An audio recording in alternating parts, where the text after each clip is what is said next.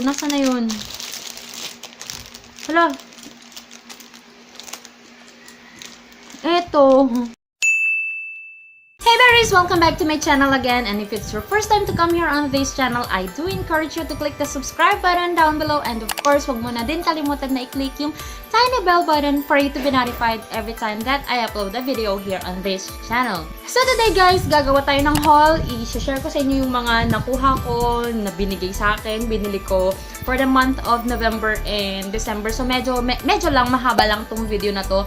Pero at the end of this video, there will be simple giveaway lang. Kasi gusto ko every may giveaway tayo. Ganun, pampasaya lang. So yun guys, sorry kung hindi ako nakakapag-haul ng ganun. So medyo nga mahaba to. So without any further ado, at sa dami na nang nasabi ko, let's get on to the video.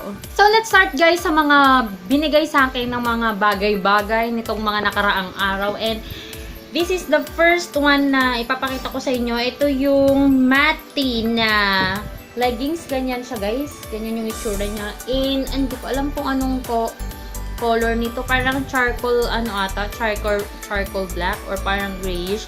Something ganun. Pero I will put the link where you can buy this thing. And ang ganda ng garter niya guys. Sobrang heavy duty. Tapos makapal ito. Hindi siya yung mainit. Parang maganda din siya na pang workout. So yun. Bigay ito sa akin ni aking grandmother dear na leggings. And then, sunod guys, meron ulit tayo na isa pang dito, scented candle.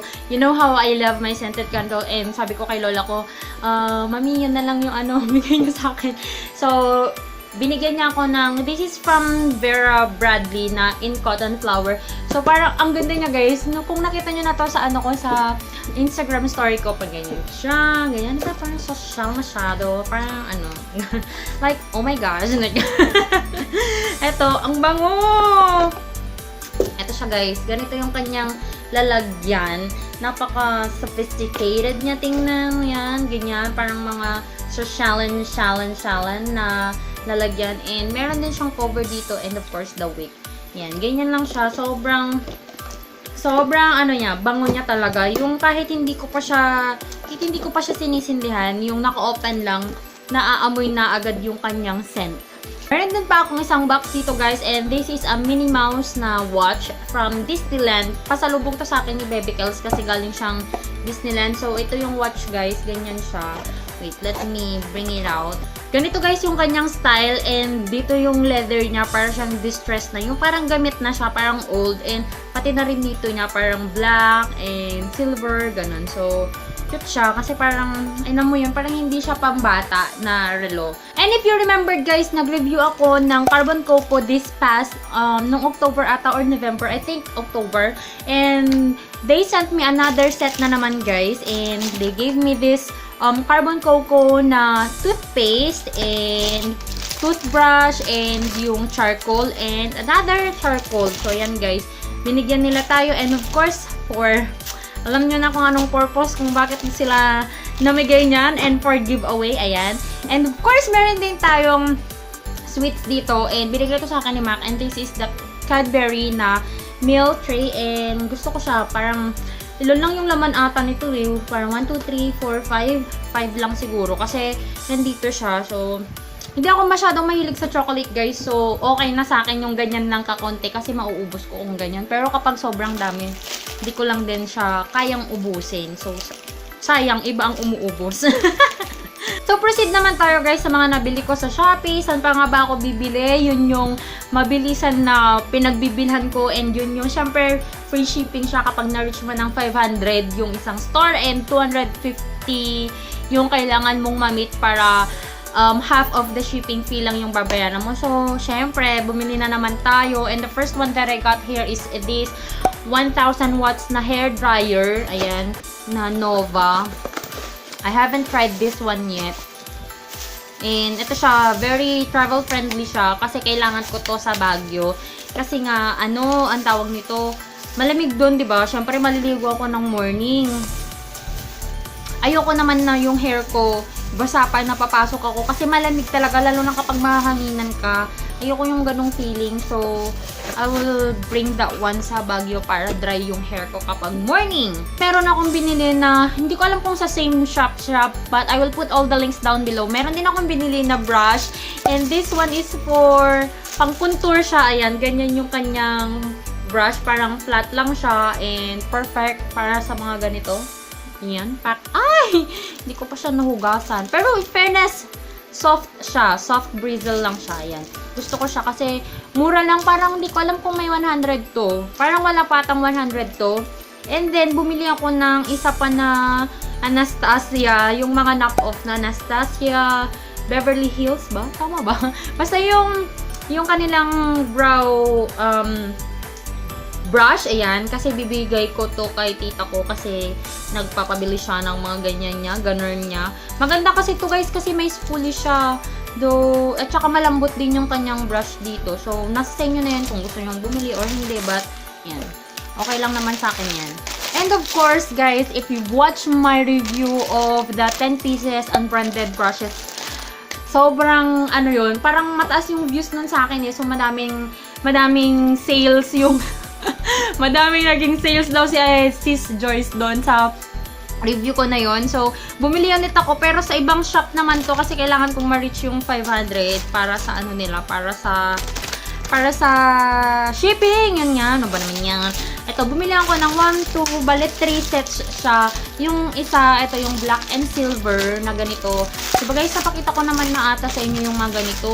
So, yung ano niya guys, yung itsura niya, meron tayong flat brush, rounded brush, angled flat brush, tapos rounded na angled, tsaka tapered. Ayan, yung pag-ganun.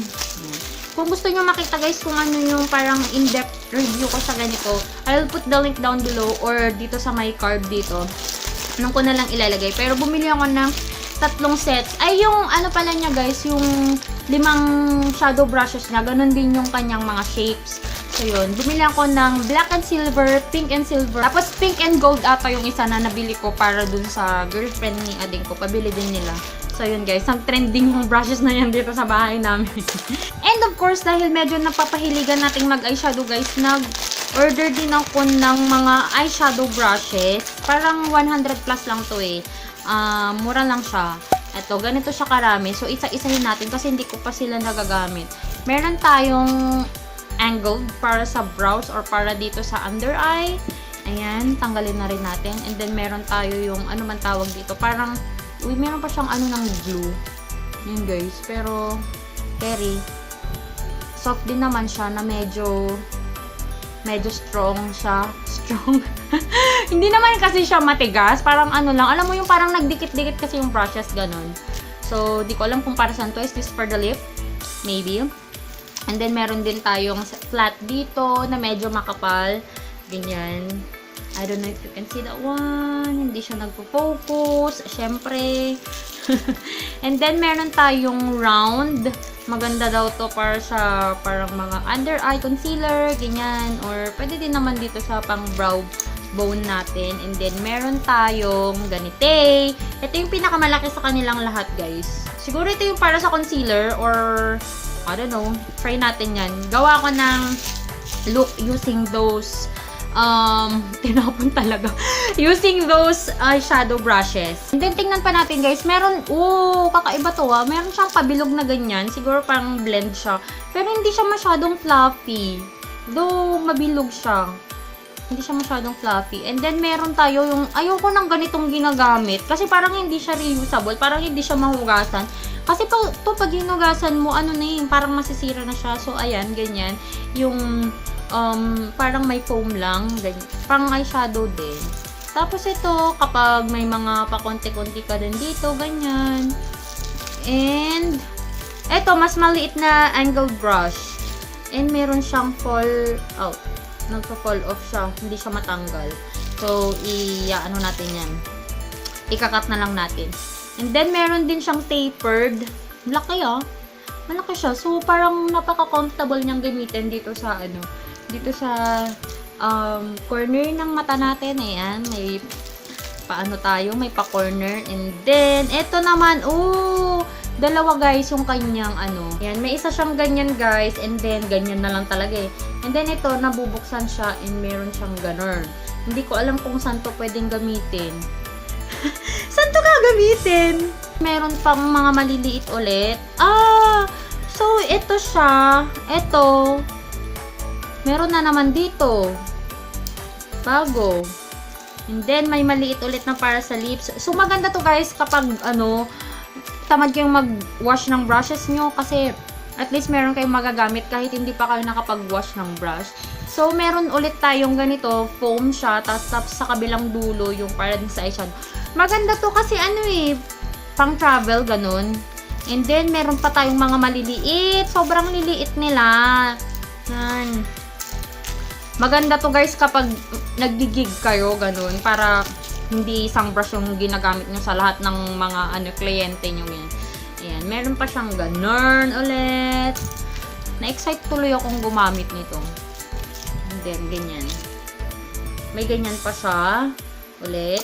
And then, last to na lang guys. Kapit lang. And then, meron ulit angled brush. At saka ganito, para sa lips. So, pwede mo yang dalhin kapag nag-travel ka. Ito, may angled brush na. So, pwede na to sa pangkilay. And then, yung... Asan pa ba yung baliktaran? So, konti lang yung kailangan mo na brush kapag kapag mag-travel ka. And then, parang matigas to na pang blend. Parang mas gusto ko pa rin yung nandito sa 10 set na to. Kasi to guys, soft lang to. Ito na nga ang black yung gusto natin. Kasi to guys, soft lang. To. Oh, sobrang fluffy talaga niya. Ito. Hindi siya fluffy. Parang masyado siyang stiff. So, ito pa rin yung pang-blend ko pag ako ang gagamit. Yung ibang mga flat lang kasi kailangan ko lang talaga eh. And then last, meron siyang spoolie. Ayan. So, perfect sa kilay because kilay is life. 20 na sticks, pero may ilan na baliktaran. May 3 na 2 yung laman niya. And 100 plus lang to eh. Sobrang mura na niya para sa ganito. And yung quality naman, parang okay naman siya. Yun lang yung pang-blend talaga. Hindi siya ganun ka-okay for me. But let's see. Baka kailangan natin to sa mga, alam mo yun, kapag mga body paint, ganyan. Okay din siguro. Lapit na tayo matapos guys. Konti na lang. Ito guys. Bumili ako ng mga ganito, yung mga anelo na bag. Kasi, okay siya eh. Actually, ginagamit ko ngayon isang ganito. Kasi pwede siyang gawing backpack, tapos maluwag yung lalagyan niya. So, ang gift-giving siya ngayon. Sobrang mura lang nito. Nung nabili ko to, yung ibang ganito na siya, parang mas mahal siya. Pero may nakita ko na mas mura. Yun na lang yung ilalagay ko na link sa inyo guys. Para makita nyo, hindi na yung pinagbilhan ko. And then, I also got black. Para sa akin naman to. Kasi, kung lalabas lang ako sa palengke, ganun, or dyan lang sa gilid-gilid, gilid ang pupunan. Ayan, meron akong lalagyan ng phone, wallet, and kung ano-ano pa. Pwede rin dito kahit umbrella kasi siya. So, 2 red yung kinuha ko, guys. 1, 2, and then black. Ayan. Patapos na tayo. Last one. Kaya pa? Yung last na nabili ko guys is this backpack naman siya na from Jansport, and meron siyang pocket dito, the typical Jansport, pero ito yung mas maliit na size guys. Hindi ko alam kung anong size nito eh, pero basta maliit lang siya, tapos may lalagyan din siya ng laptop. Ayan. Okay din siya pang gift giving para sa mga elementary, ganyan. Kasi kapag mga ganitong buwan na, kapag nag-start ang class nila ng June, ganyan, mga lasog-lasog na yung mga bag nila. So, pwedeng pang gift giving para kapag next year naman, sa January, bago yung bag nila na pupunta sa school. So, perfect din siya. So, yun lang guys yung mga nabili ko and mga natanggap ko for the month of November and December. Parang late November and early December. Parang nag-fuse na lang sila. So, collective haul siya. So, as I promised a while ago guys, magbibigay tayo ng something kasi, you know, Christmas. And yung previous vlog ko din pala guys, meron din doon, giveaway doon. Hanapin nyo na lang yung vlog na Independent Working Girl ang peg, ganon. Yung title niya, meron din akong giveaway doon. So, but for this video, meron din ulit tayong giveaway para masaya. So, ang ipapag-giveaway ko is this one set ng Carbon Coco, and then Carbon Coco na yung charcoal, and then yung toothbrush nila na bamboo bristle. Tapos meron din dito instruction for you to win pa, ganyan. for a chance to win an Ultimate Carbon Kit. Yung may talagang, yung pang may whitening, ang tawag ba dun? Yung parang, yung ni-spit out mo lang siya, hindi siya toothpaste lang, yun. And kasama ng Carbon Coco guys, meron din tayong hand care gift set na ito, pang hand sanitizer tsaka hand soap. So, ito yung mapapanalunan nyo sa, sa video na to. And isa lang guys, you should be a subscriber. I will be posting a picture on my Facebook guys kung about dito sa giveaway na to. And yun lang, i-like nyo lang yung yung picture na yon, and then mag-comment lang kayo na you will be joining the giveaway from YouTube. Tapos ilagay nyo yung YouTube username nyo doon sa Facebook comment nyo, and then dun sa YouTube naman ilagay nyo yung Facebook username nyo para makita ko guys, kasi ayoko na yung i-check ko na talaga yung mananalo guys, para fair sa lahat, para hindi yung mga madaming account yung nabubunot, kasi ganun yung tendency kapag random yung pagpipick natin, yung hindi nakikita. Para mas may chance talaga yung totoong tao na account, yung hindi yung mga pang giveaway lang. Yun lang guys, so I hope you enjoyed watching this video, and if you're interested to win these things, just go to the description box down below. I will be putting my FB link there. So I'll talk to you guys on my next one. Bye! Merry Christmas! Mwah!